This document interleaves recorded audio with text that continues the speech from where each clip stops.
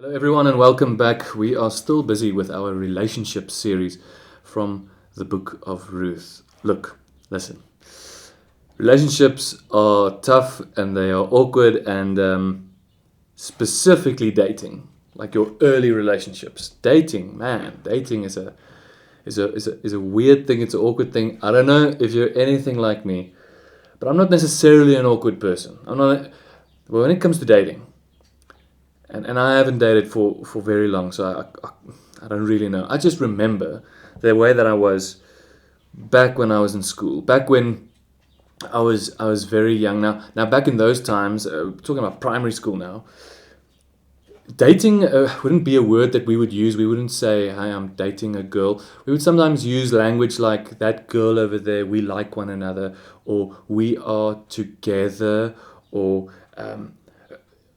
we are writing one another. And so what we would do is we would write one another letters, right? So you would sit in class, and you'd write a letter to someone, and you'd give it to them. How it worked in our class, on the outside of the classroom, all of the bags were put against the wall, and so you had a little slot there with your name. Your bag was put on the floor. You could hang your jacket there if you wanted to.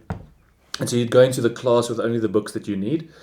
And I would ask the teacher, "Can I please go to the bathroom?" I go out the door, go to the passageway, have this little letter that said, "For your eyes only." And I would go look for the lady's bag, the girl's bag, and I would put the letter into her bag. And that's how we would correspond. She would put letters in my bag, I would put letters in her bag. And eventually, we would decide, all right, we are now dating. We're now together. We're now a couple, but we do not speak. Right, so you had this really awkward. I can see her playing there with all of the friends, but we don't play together. We don't talk. We just look at one another. And so she looked at me in class. I was like, "Oh, can't look at you," but we were together. So I mean, that was awkward. When we got older, it kind of changed. I remember there was a year I had this girl that was kind of, we were together. We communicated to one another. We were together. I can remember this. And so we are together, but we don't spend a lot of time together. And so a friend of mine, he was a bit more charismatic, was a bit more liberal. He invited this same girl to a movie. I was way too afraid. That would never happen. But he did. And I remember what happened is, in some way, he stole her from me. Because at the movies, they sat together and they were holding hands, and there was a whole thing. And everyone knew, and it was like the scandal that, oh, she cheated on me. She didn't cheat on me. She just went with another guy that was willing to speak to her. And I just never was. So dating has, in some sense, always been awkward for me. In high school, I used to go on these forbidden dates. As I say forbidden dates because sometimes my parents would say, you can't date this girl, or sometimes the girl's parents would say, "Listen, you can't be alone." And so we would. I at some stage I went to athletics, not because I was great at it, not because I loved it, but because there was a girl there, but there were girls there, and I could be with the girls. I could spend time with them. Obviously, there's a bunch of other guys there as well, but I remember that I would always go earlier, and we would have like sit together and eat our lunch, and then we would have athletics, and then come back and have little small time, with one another. And we used to train together. I mean, I hate running, but we used to train together. I used to bring weights, and we would have ankle weights on, and I would carry weights in my hands, and I would have weights for her as well, and we would train. It would be all serious, just so that I could spend time with her. And I think dating is definitely awkward for me, but it's an awkward thing. And so it's always great when we can have some perspective from the Bible. Now, Ruth and the book of Ruth gives us all kinds of great perspective. That's why I love this book. That's why this book helps us not only to see relationships in a new light, but it also helps us to see that even in our fallibility, even in just being human, there's a beautiful way to pursue one another. All right, let me catch you up on where we were in the book of Ruth. Very basically, there were three women in Moab: Naomi, Orpah, and Ruth. All of their husbands died. They actually, Naomi, the mother-in-law, the older woman, she comes from Bethlehem. Her husband and her, they moved to Moab because of a famine. And so they walked all the way over to Moab here, and then all of the men died. Not all at the same time. You can go read this for yourself, and you can actually go and look at the sermons that we've done on this before. But the long and the short is, these women are left here in Moab without husbands. Now, not only is that inconvenient, it's very bad in antiquity for a woman not to have a husband. Orpah, the one daughter, she is a Moabite. She decides to stay in Moab. But Ruth, also a Moabite, she decides to go with Naomi. And it's this beautiful story of where Ruth actually turns away from the idolatry, turns away from the other God, turns towards the God, Yahweh, turns to, in some sense, turns away from her old life into a new life. And not only towards God, but actually towards a family and a people. And she decides to come with Naomi. And that is a very interesting part of the story, is the fact that she wanted to go with Naomi.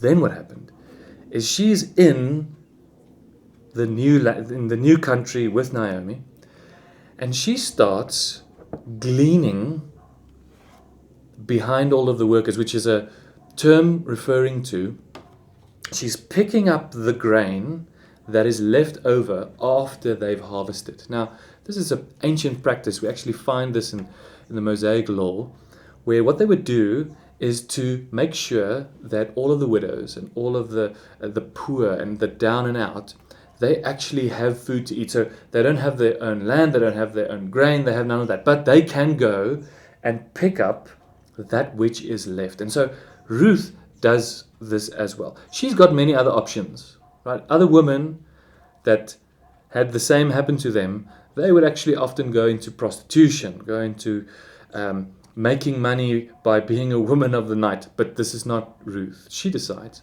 to go and on her knees look for grain, and she meets a man. Last week we had this whole story, this beautiful cinematic moment where she meets Boaz. And Boaz he's so good to her, and we'll see in this story as well how good Boaz is to her, and how she reciprocates that love, how she reciprocates Boaz pursuing her. And today we're going to jump into a little bit of what is it that you should be looking for? What is it that you should be noticing? What are the initial things that you know, this is how I'm going to start looking for somebody to date? Start setting up a relationship. Now, look, fair enough. You might be listening to this and you say, I'm married already, or I'm never going to date, or this message isn't only for you. This is for everyone out there. This is for your friends. This is for anyone ever wanting to start this process. And so, bear with me. Let's see how the story takes us. So first off, we start with not what you can get, but what you can give. Now, that is a deep biblical principle. It sounds like something that you've heard in a movie before. It sounds like something you've heard in a song. But it really is a deep truth. It's not what you can get. So stop pursuing other people. Stop looking for someone that's going to give you what you want. It is the upside down world. I mean, the Bible is full of the upside down, the reverse. This is what I was taught in culture, but the Bible teaches me something else. And this is the upside down world of, it's what you can give before you look at what you can get. I know there are many of us that when we started pursuing people, when we started dating, when we started looking, we had a little list. We had a little, this is what I can get, this is what I want. Now look, it's not wrong to have a list. But when the list is the way that you view all other significant people, others, it's problematic because the Bible does not speak that way. You see, you don't just attract what you want. You attract what you are. What that means is that it's not just my wants and emotions that bring me what I can have. It's who I am. It's what oozes from me. That's why it's so important to make sure who you are. It's so important to have a correct identity. It's so important to be in some way sanctified yourself. All right, so we're going to look at the 4 C's of relationship, which I love. I love that they all are C's, because what sermon is not anointed if all of the words start with the same letter? But also is we have an opportunity to see what Boaz and Ruth were busy with. We have an opportunity to learn from them, seeking character, exploring connection, showing consideration, and receiving confirmation. So we're going to start off with character. Man, character. Character is I'm almost going to say character is the big one. We're reading from Ruth 2, so the same as last week. And some of the story we're going to revisit, but we're going to get into some of the parts that we didn't get to last week. Let's start in verse 10. Then she fell on her face, bowing to the ground, and she said to him, "Why have I found favor in your eyes?" Great question. Why have I found favor in your eyes? That you should take notice of me, since I'm a foreigner. So listen, we remember now, Ruth is not at her best moment right here. She is here on the floor. She's not nice like what you look now. She's got dirty hair and she's busy on the floor, gathering grain. It's hot. All of these things are happening. Why is Boaz noticing her? Why is he seeing her? Because it doesn't actually say that she was super pretty or she was, for some reason she showed some skin and he was watching. That's not what we see. We see something else happening here. Look at his answer. But Boaz answered, "All that you have done for your mother-in-law since the death of your husband has been fully told to me, and how you left your father and mother and your native land and came to a people that you did not know before." Look at that beautiful answer. Because the answer here is, I'm looking deeper than your skin. I'm looking deeper than just this moment. I'm not actually smelling you right now. I'm seeing something about who you are. I'm seeing something about your conduct. I'm seeing something about how you treat other people. I'm seeing something about loyalty. I'm seeing something that's much greater than just the physical. Now, we did talk about this last week, just in short, that the physical fades, right? And so it can't be the only thing that we're banking on. There's something else. When the physical fades, do you have the right person? Man, character. And character is one of those words that we love to use, but we don't always define what character is. Character is that which lies on the inside that's not just something that you were born with, right? So you're not born with a good character. Good character comes from hard times, persevering, and being wise. Now, how do I get that? Well, in some sense, somebody with a good character is shaped and molded by God. Is something that you get from God. Now remember now, the characters here are Boaz. Remember Boaz, it actually says it doesn't say he's got a good character, but it actually tells us a bit about him. It says he's a landowner. It says that he's a leader. He's got people that's working for him. He's very kind. We see that he's a man of standing, which means he's people know him. He's well known and respected. Right? That's great character. You don't just one day wake up and have great character. You could have lots of money and have terrible character. true. The acquisition of money doesn't give you good character. It's not because he is a landowner, he's got great character. There are people listening to this that you are not a landowner, but you might have good character because God has intervened there. All right. And so, I think if we had to superimpose this to us, you don't need an OnlyFans account to get people noticing. You really don't. You don't need to, and I know when we talk about OnlyFans, if you don't know what that is, don't Google that right now. It's not just about the overt pornographic side of life. This is about your online presence. This is about everything that you put forth. It's even your Instagram account. It's the photos you post, whether that be Facebook or whether who you are online is your perfect self and highlight reel. But it's not really who you are. It's not really the fullness of you.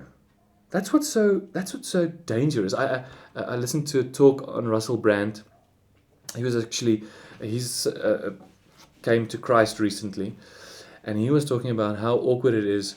There's a trainer at the gym, and she's doing these classes, and she also has an OnlyFans account. And so what's awkward about this is he can train with her right there, and then he can choose to go be intimate with her on a pornographic site without her knowing, because she's just loading stuff online. It's the weirdest time we're living in, where normal people can be, I say exploited, but where normal people can be engaged with intimately, but without it being intimacy. Have you ever watched a series and you've watched a lot of it, and then you feel like you know that person? So I liked watching The Mentalist, and at some stage I really felt like I knew that guy. Like I really felt like if that guy ever visited me, I would know what to talk about. I would know how he was. I would know who he was.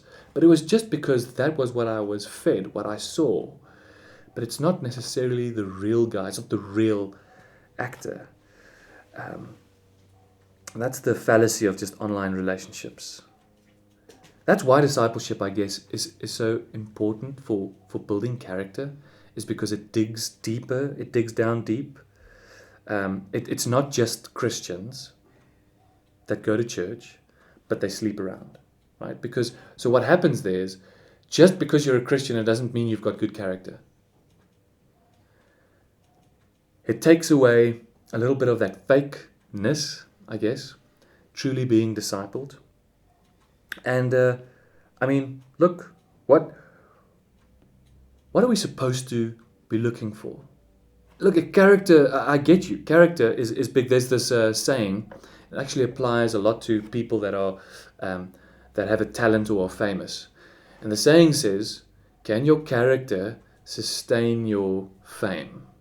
Or, another way of saying it, your fame might have brought you to high levels, but can your character keep you there? Another way of thinking about it is, you've got a little boat with a cannon, right? And so the little boat is your character, and the cannon is that which you are good at, or your talent. The problem is, sometimes you've got this massive cannon, but you have a terrible character. And when you start firing that cannon, when you start pursuing this life only through what you're good at and what people can see, you might be somebody that says, hey, I'm kind of attractive. Okay, well, let me just go into this world. But you've got a terrible character. It won't sustain you. Somewhere that little boat's going to sink. Okay, so what do we see? How do we know if somebody has a good character? What can we look for? Okay, so first of all, friends. What friends does this person have? Who are they hanging around with? Who's around them? Now, okay, fair enough.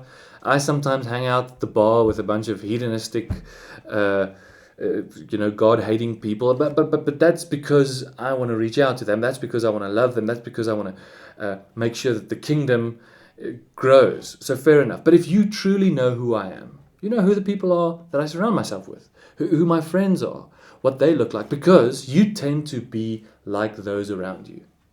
You tend to be like those around you. You are not always the exception to the rule. You might say, yeah, but I'm a bit different than all of my friends. No, seldomly so. Seldomly so. You are like your friends. What are your friends like? If you want to know what you're like, what are your friends like? What are the things you talk about? What are the things that you find interesting? Another way to find out about somebody's character is how do they speak to other people? Not just their friends, other people.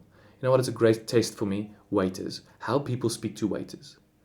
So I was a waiter, and I know how terrible people can be to waiters. You know, just they treat you like you're dirt. How do people speak to waiters?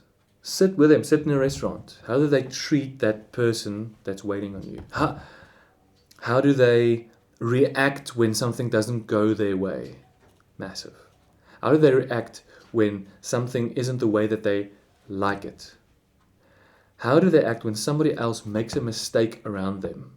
Listen, if somebody freaks out when people make mistakes around them, they will freak out when you make mistakes around them. How do people treat their moms? Man, how do people treat their dads? How do people speak? You know? The way people behave really does say something about the inside. There's this saying that says, the way you do everything is the way you do anything. And the way you do anything is the way you do everything.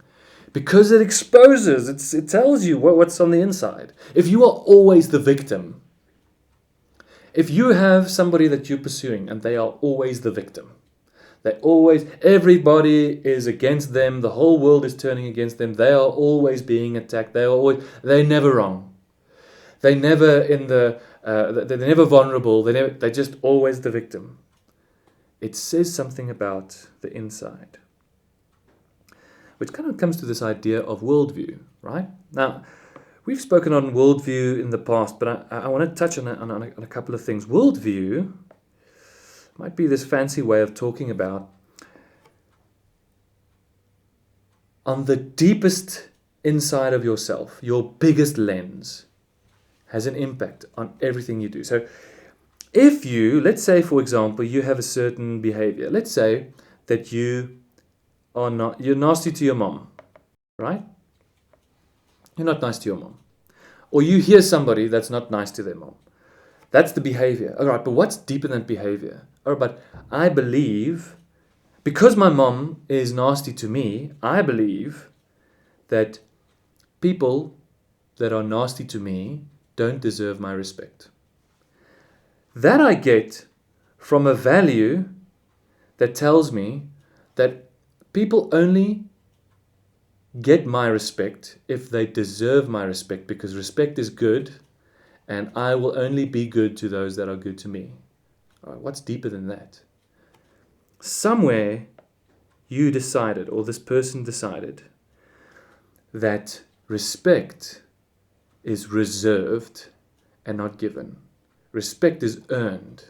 Oh, that sounds good. That sounds like everyone in the whole world. But listen, it's interesting that the Bible doesn't speak that way. The Bible actually says that the biblical worldview says, no, wait, none are deserving, and therefore none deserve respect. Respect is given because Christ gives us respect. Because respect is given, we have different values, which means that I value each and every person irrespective of what they do, because I don't ascribe their value, God ascribes their value. That means my beliefs change, and that says that even when someone is disrespecting me or not being nice to me or does something that hurts me, I will not behave in a nasty way, and I will love my mom even if she doesn't love me back. Look, when we talk about character, when we're talking about all of these things, it's saying there's something deeper. Boaz looks at Ruth and he sees something deeper because of her conduct. He's realizing something more about her. And that's why we say character is so important. All right, let's go to number 2, which is connection.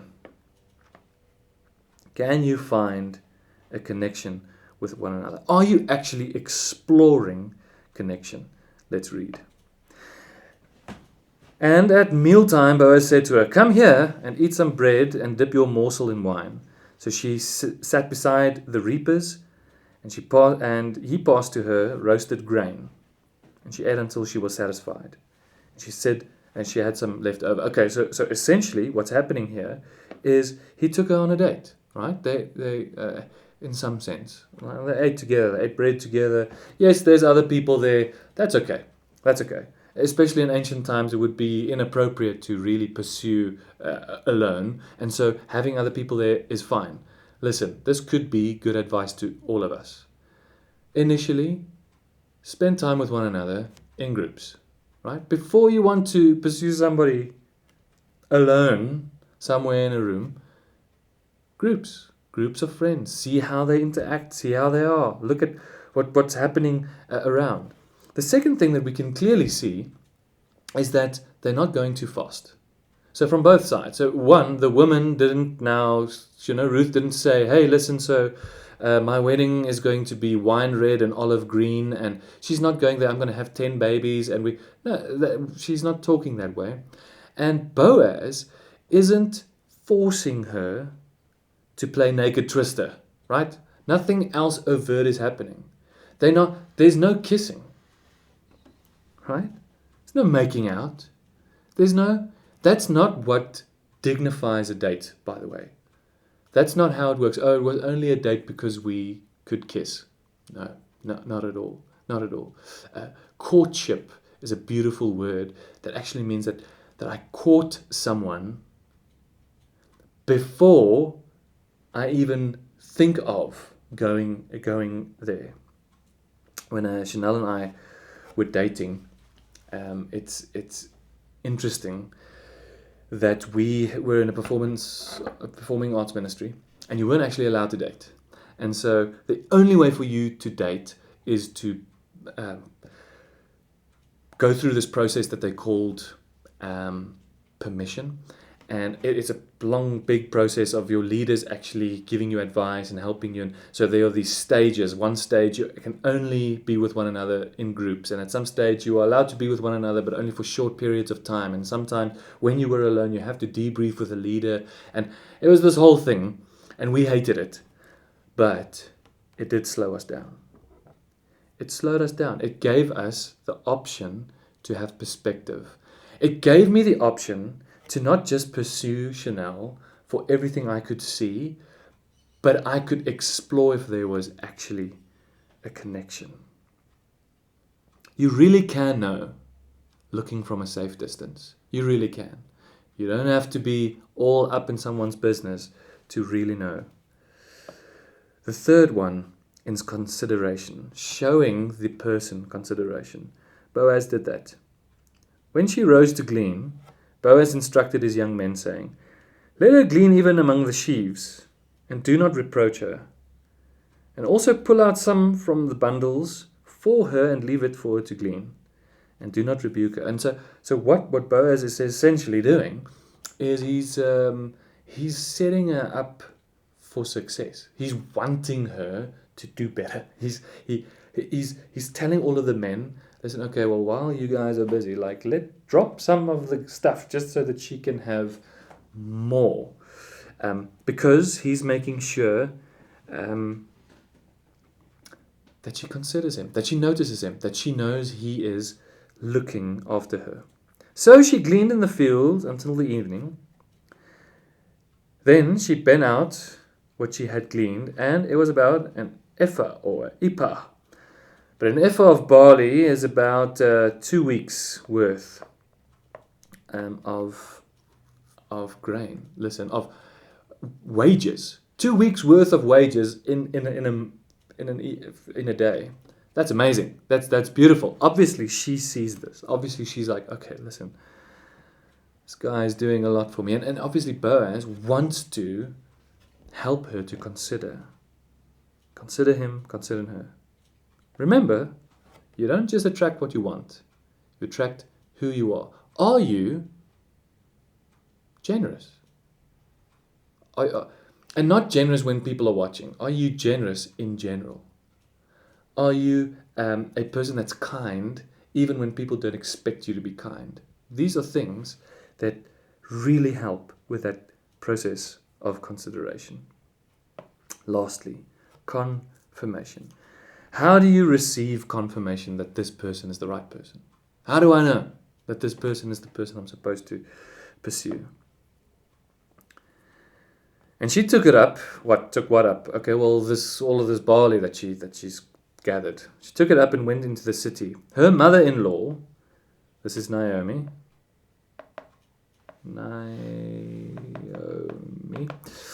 And let's just spell that right. There we go. And saw that she had gleaned. She also brought out and gave her what food she had left over after being satisfied. And her mother-in-law said to her, "Where did you glean today? And where have you worked? Blessed is the man who took notice of you." Look how beautiful that is, right? She doesn't know it's Boaz yet. But what she can see is she can see what the man is doing. She can see his character. She can see who he is by just what he's doing. And she calls a blessing upon him. Blessed be the man who took notice of you. Look, if your closest relative gives you confirmation, that's a good start. If your friends give you confirmation, your parents, the people around you, your leaders, if these people don't like this person, they don't confirm it, be careful. Be careful. If everyone in your life tells you wait, danger, and you say no, this is the one, be careful. Be careful. You want confirmation. People around you see deeper than you can sometimes see. So I don't know if you've ever heard someone say, "Yeah, but everyone hates him in my family, but I love him. He's got so much potential." Yeah, that is the worst compliment you can give to someone. You've got so much potential. You know what I hear when you tell me, "Heino, you've got potential"? It means, "Heino, you show signs of goodness, but you don't have it yet.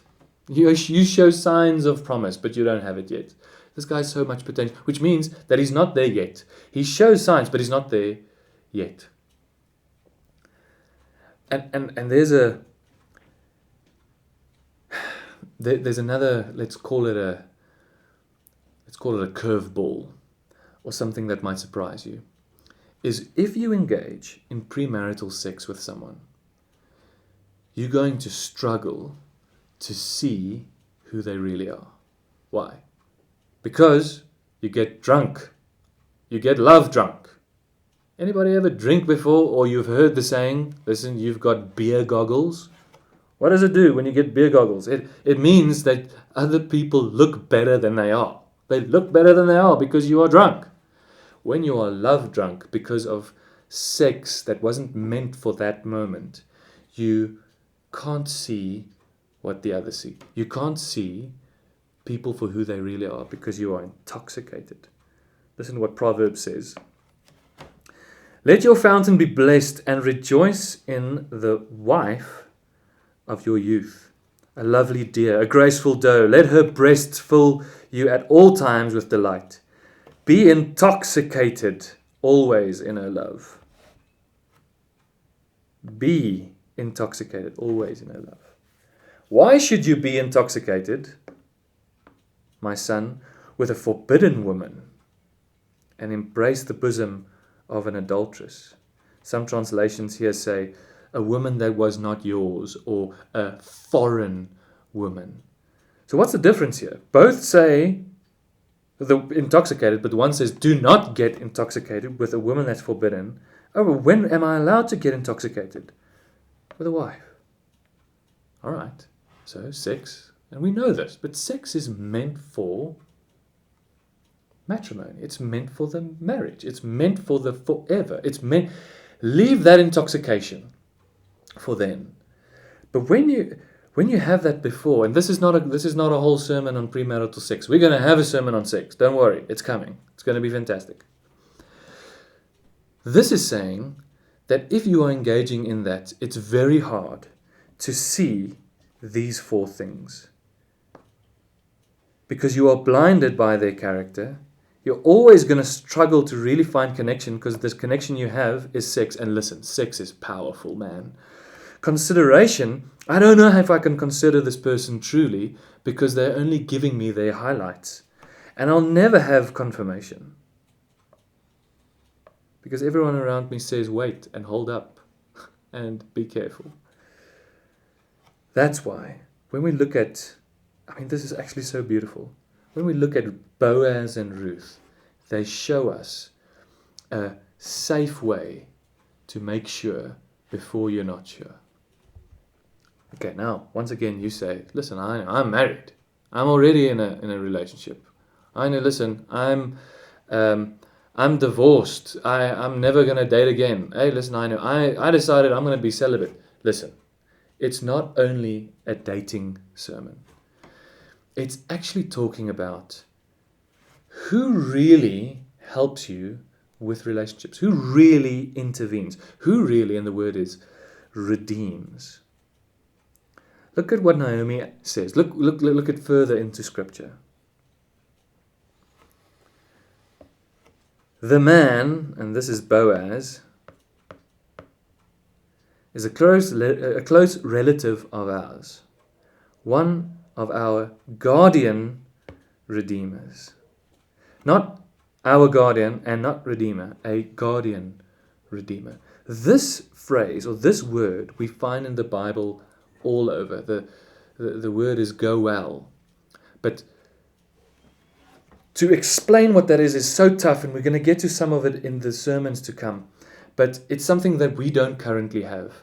It's someone that if your husband passes away, it's the closest relative, the brother normally, that comes and not only buys your land and your belongings and makes sure that you are looked after, but also marries you.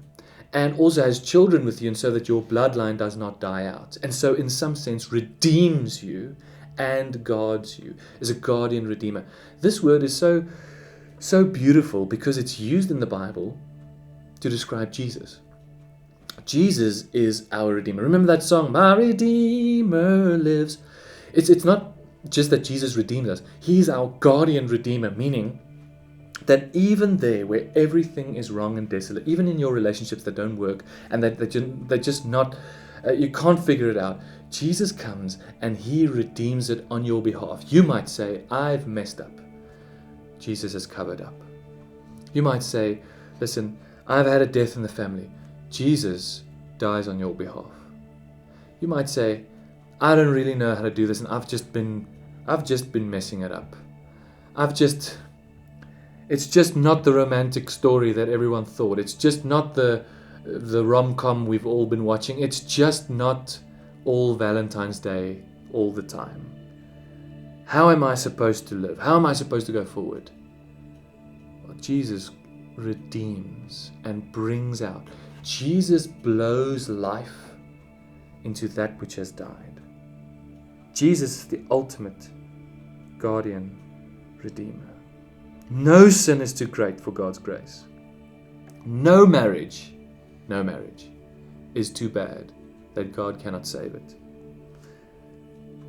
You're not supposed to follow my example. Yeah, Heino and Chanel, a great example. Not my example. Christ's example. Not that celebrity family. No, Christ's example. Christ redeems. Christ blows life into that which is dead. Right now, if you're listening to this and you need prayer, you can type this in the comments. Just type, listen, I need prayer. Pray for me. Type in your prayer request. But right now, I want to pray for you just listening to this. Let's bow our eyes. Lord, I pray for every person right now, right there within their little relationship, in their big relationship, in their broken relationship, in their working relationship. Come and be the guardian redeemer. Come and bring life and light into that desolate place. Come and breathe life onto the bones, the dead bones. Lord, come and resurrect the relationship from its death. I pray, Lord, that right now, come and be the Boaz to each of us. We pray this in your mighty name. Amen. Yeah, friends, Scripture can be so powerful. Remember, God is our perfect standard, our perfect example. Yes, okay, we can learn from the Scripture and we can get some advice, the 4 C's. We can follow their advice, and that's good. But remember that advice isn't where it stops. It first needs to be redeemed. It first needs a guardian redeemer.